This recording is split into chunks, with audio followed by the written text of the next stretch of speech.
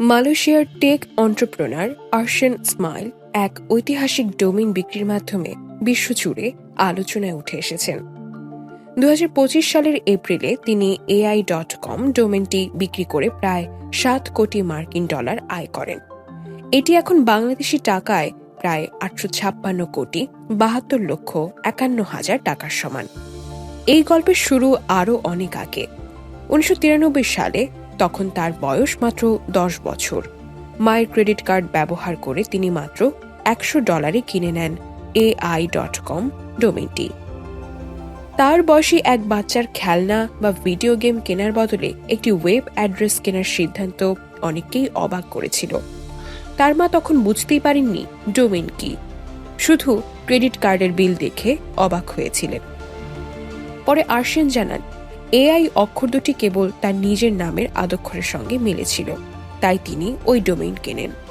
ভবিষ্যতে artificial intelligence এমন রমরমা জায়গায় যাবে, এমন কোনো কিছু ভেবে তিনি এই সিদ্ধান্ত নেননি। ২০২৫ সালের মার্চে ডোমেইনটি $১০০ মিলিয়ন তালিকাভুক্ত হয়। শেষ পর্যন্ত Crypto.com এর সহ প্রতিষ্ঠাতা ও CEO ক্রিস মার্জালেক এটি কিনে নেন। ধারণা করা হচ্ছে এটি সর্বকালের সবচেয়ে বড় প্রকাশ্য ডোমেইন লেনদেনগুলোর একটি।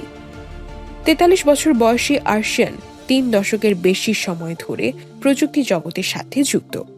কৈশোর থেকেই তিনি ইন্টারনেট ভিত্তিক বিভিন্ন প্রজেক্টে কাজ করেছেন। কাওয়ানস্টার, নাপনাং ও ফ্রেন্ডস্টারের মতো প্ল্যাটফর্মে যুক্ত ছিলেন তিনি। ২০১৩ সালে প্রতিষ্ঠা করেন 1337 টেক। তিনি বিটকয়েনেরও শুরুর দিককার ব্যবহারকারীদের একজন। এখনও ব্লকচেইন ও ক্রিপ্টোকারেন্সি ডেভেলপমেন্টের সাথে যুক্ত আছেন।